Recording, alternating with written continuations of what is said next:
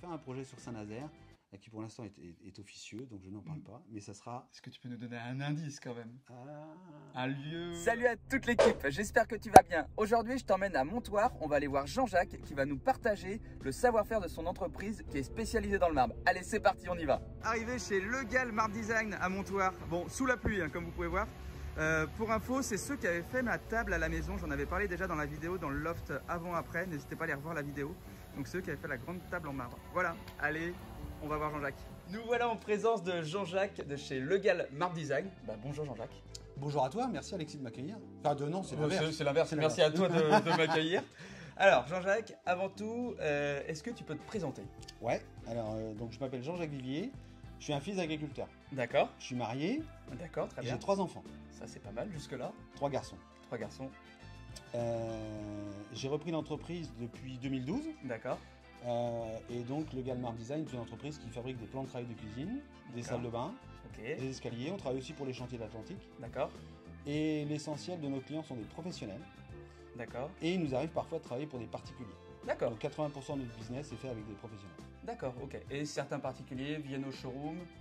Alors, nos professionnels envoient leurs clients chez nous pour calpiner, choisir des tranches, parce qu'on accompagne les clients de nos clients. D'accord, ok, très bien. Donc le client final vient directement ici pour définir vraiment tout son projet, vraiment le peaufiner avant que la cuisine soit installée en réalité. Ouais, en règle générale, il vient surtout pour valider son choix de matière, puisqu'on est parfois sur des produits naturels. D'accord. Donc d'une tranche à l'autre, ça peut varier.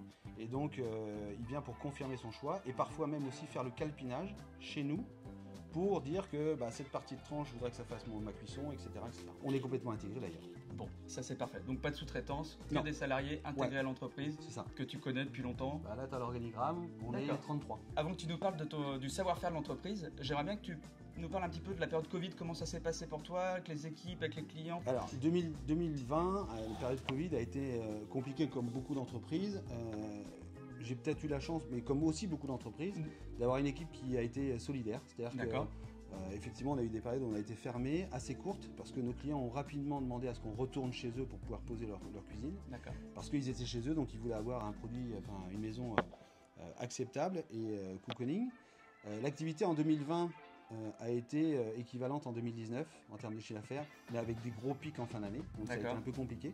Oui, mais vraiment, l'équipe a su répondre et ça s'est plutôt pas trop mal passé, quoi. On a dû embaucher beaucoup de monde. D'ailleurs, sur cette année qui est une très très belle année que l'on fait, qui sera la meilleure année, on a monté une équipe de nuit. D'accord. On a rajouté, pour la production. Pour la production. Donc on travaille maintenant en 3-8. Du lundi au vendredi, et on a rajouté une équipe de pause supplémentaire. On est maintenant à 4 équipes de pause composées à chaque fois de 2 personnes. On a renforcé le bureau d'études, on a renforcé le planning, c'est l'équipe commerciale. Donc on a recruté sur cette année par rapport à l'année dernière 10 personnes. Ah oui, c'est énorme quand même. C'est quand même pas mal. Donc plus 30% quasiment de personnel. C'est ça. Ouais, c'est ça, plus 30%. Donc oui, ça fait une belle croissance. Ça fait du monde à accueillir. Et les gens qu'on a accueillis, notre priorité dans le recrutement, c'est du savoir-être. C'est-à-dire que on en parle tout le temps et on recherche des gens sympas qui veulent apprendre un nouveau métier. Donc quasiment toutes les personnes qui sont arrivées chez nous, sauf sur des métiers très spécifiques, ne sont pas du métier. Donc ce que tu veux me dire, c'est que avec de l'envie, beaucoup de motivation et puis des gens qui ont du savoir ici, les gens peuvent arriver avec, et apprennent un nouveau métier assez rapidement. Alors il y a plein de choses à apprendre régulièrement, j'imagine, mais ils peuvent vite devenir en capacité de faire le travail dans la partie usine. Exactement. Et pour preuve, c'est que en plus l'État offre beaucoup d'aide et d'accompagnement sur le sujet, donc on travaille beaucoup avec Pôle emploi. Et on a des périodes de formation qui sont prises en charge par Pôle emploi. Donc pendant 2 mois, on est capable de former quelqu'un et en doublette avec quelqu'un qui connaît. La compréhension se fait très bien. Pour preuve, l'équipe de nuit est une équipe maintenant autonome composée de gens qui ne connaissaient pas du tout notre métier. Donc la motivation, c'est la clé de... C'est la clé de la réussite. Donc pour revenir un petit peu sur ce que tu me disais sur le cœur de métier, donc d'abord il y a le commerce, après il y a le bureau d'études. Oui, qui compose aussi également de personnes qui sont physiquement chez nous et qui vont faire les plans et les programmes, puis de 2 personnes qui vont chez nos clients pour prendre les cotes. Des maîtreurs. Des maîtreurs. Donc, dans l'usine, quels sont les matériaux qui sont utilisés? Alors, dans l'usine, on utilise différents types de matériaux en fonction des espaces dans lesquels on va mettre nos matériaux. Donc, en ce qui concerne la cuisine, qui représente 80% de notre business, on va mettre du granit, du quartz, ou de la céramique. Okay. C'est 3 matériaux différents qui ont tous des caractéristiques techniques différentes. Des aspects différents. Un esthétisme différent. D'accord. Et en fonction du client, on a un panel quand même de choix à lui proposer pour pouvoir répondre à sa demande. La grosse tendance du moment, s'il y a une tendance on est énormément sur les produits céramiques, puisque c'est très résistant techniquement à la chaleur, aux rayures, aux acides. Mais on voit quand même revenir encore les pierres naturelles comme le granit, qui représentaient déjà une partie importante de notre business, mais qui dans les chiffres reprogressent. D'accord. Que les gens reviennent à du produit naturel, veiné, structuré, qui ont de la matière. Et d'ailleurs, ton frangin, c'est ce qu'on va lui faire. C'est ce qu'il va. Ouais. Il va avoir le plan de travail de Cyril Lignac. Exactement, le plan de travail de Cyril Lignac. On ira faire une petite vidéo quand ce sera monté comme ça pour pouvoir présenter la belle cuisine avec le plan de travail. Et d'ailleurs, les réseaux sociaux, la télévision a été très porteur dans notre business. Parce que maintenant, il y a beaucoup d'émissions sur la cuisine. Cuisine et la déco en plus. Et la déco. C'est vrai que c'est deux sujets qui sont abordés en télé. Exactement. Et la cuisine devient un élément de déco. Auparavant, on avait une cuisine fermée. Maintenant, on est plutôt sur les cuisines ouvertes. Tu as pu le voir dans l'atelier, on a beaucoup d'îlots centraux. Oui. C'est aussi d'ailleurs ce que va avoir ton frangin.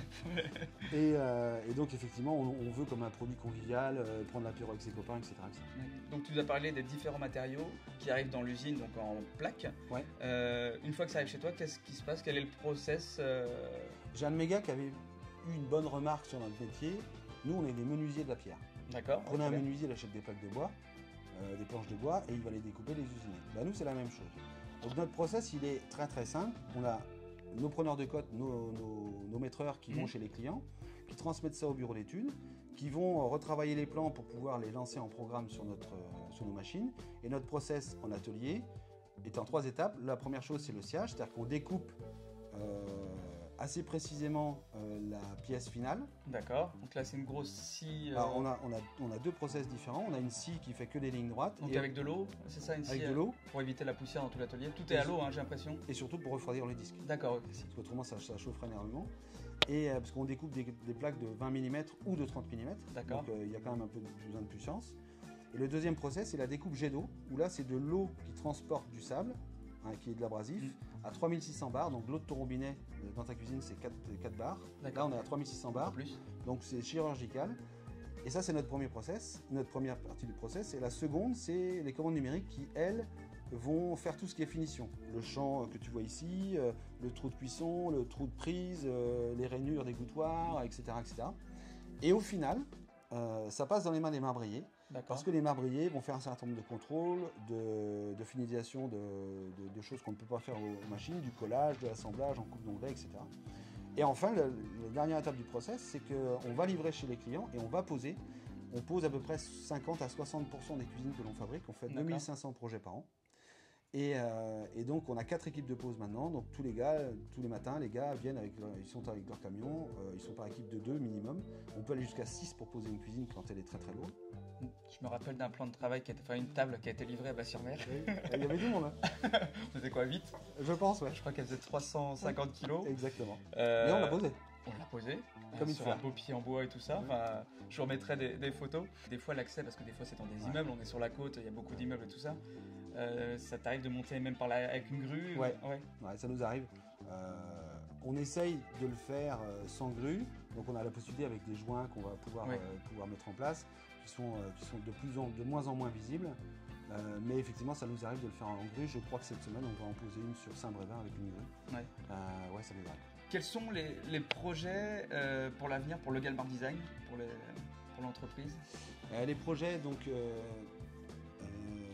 on va dire que les projets sont très liés à ce qui s'est passé depuis des années. On est en croissance importante depuis de nombreuses années. D'accord. Et donc, quelques chiffres? On est cette année sur une croissance quasiment de 30%. D'accord. Okay. Donc c'est important, c'est structurant. Et la volonté que j'ai sur les années à venir, c'est de stabiliser les choses. D'accord. Et d'apporter de l'amélioration continue dans nos process. D'accord. Pour mieux le maîtriser et apporter davantage de services auprès de nos clients. D'accord, ok. Donc c'est consolider vraiment. Ouais, c'est ça. Éventuellement 5-10% en plus, mais pas beaucoup plus. Et encore, vraiment, c'est plus de s'améliorer encore sur le service, sur la qualité, vraiment d'être encore plus structuré. pour avoir une offre qui soit vraiment irréprochable, ce qui est déjà le cas, mais encore, je te connais un peu, tu es toujours à vouloir aller chercher un peu plus ce qui fait de toi, voilà, là où tu es rendu. Là, par exemple, ce qu'on va faire, on va améliorer l'ensemble de notre process numérique dans l'entreprise. Et on a plusieurs applicatifs différents qui fonctionnent. On fait des PV de réception, les clients font eux-mêmes leur devis maintenant, et on a un outil de planification.